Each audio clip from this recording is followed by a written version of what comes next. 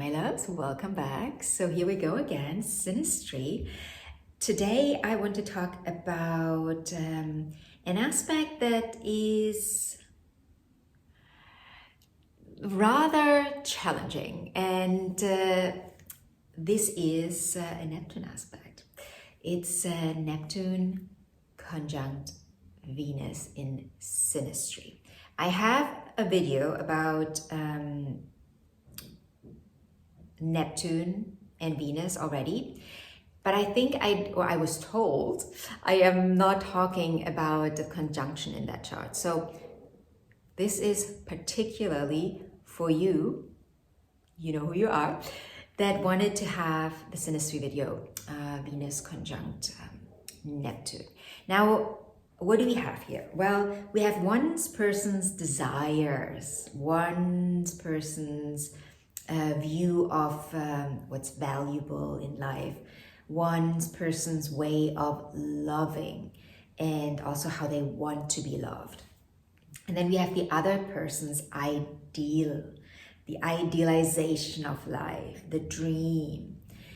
And when we have these two come together in a conjunction, oof, yeah, this can be, well, seemingly a match made in heaven, but we will find out soon that it is not hell on earth, but it often is a harsh come down. But we will still try to idealize that. Even the harsh come down, we will try to idealize. So this is a doozy. This is like with, you know, you heard me say that Venus, not Venus, but Neptune aspects generally, they are all a little nebulous and foggy. And we are like, we can't really see clearly. And when we see, everything looks so blurry and romantic. And yeah, this can be a very romantic aspect, this particular aspect. It can be very, very romantic. Because we have the ideal come together with the love and the desires and the pleasures and the sensuality. So this can be a beautiful aspect in the bedroom. This can be a beautiful aspect generally when we dream our life into, well, what we hope would be reality. But often we can't quite get to that reality. We can't quite make it work. I'm not saying you can never do that, but it takes more than this aspect to make this work, because this aspect is so lovey-dovey, airy-fairy, kind of floaty, that we need a bit of Saturn reality here to bring it down to earth, right? If we have that with this particular aspect, with a positive Saturn aspect, with a trine aspect, sextile aspect, even a conjunction, even though the conjunction can be harsher at times, but we need something that brings us down to earth, because otherwise we will have this relationship like up there, and we will never really feel grounded in the relationship. We feel, and we also will tend to have a codependent relationship. We feel like, oh, we can't breathe without the other. We need the other, but at the same time, there is this not quite, I can't quite touch it, right? It's like, just like air. It's like, I can't touch it. It's not like this, I can touch, right? But this particular aspect is often very, where are you? So, yeah, like I said, this can be absolutely beautiful if we bring some earthiness in it. If this is in earth signs, if this aspect is in an earth sign, it tends to work a little better because we have a bit more substance here. We bring in a bit more substance.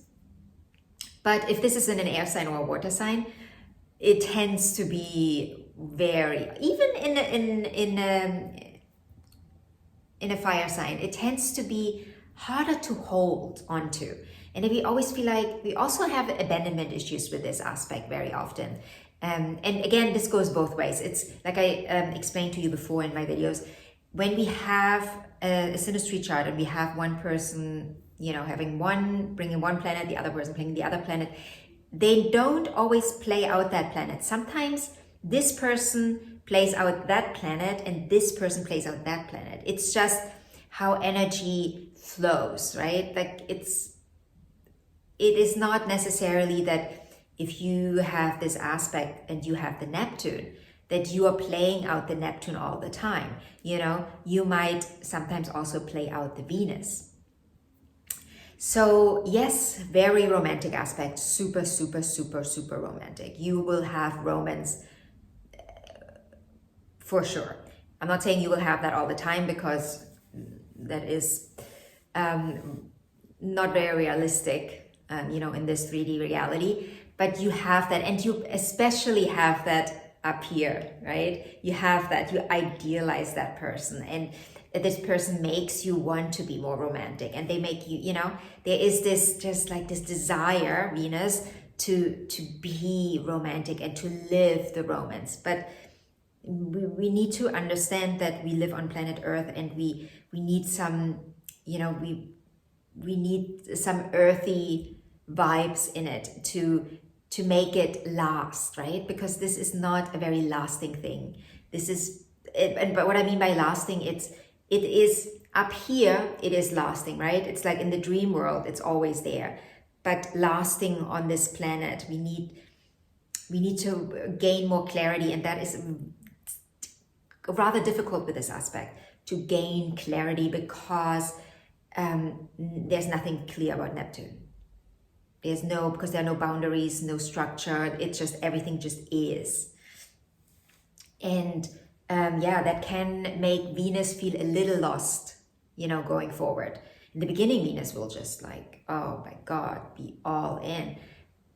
But as time goes by, Venus does want a bit of substance. Venus needs substance, right? Venus is also about valuables. It's not just the inner value, but also the outer value, how we show outer value and outer things, and physicality, right? Venus rules Taurus, so there is physicality. We need physicality here as well. So again, this is a beautiful addition if we have a very grounded chart together. If we don't, then this is not really adding to a lasting relationship.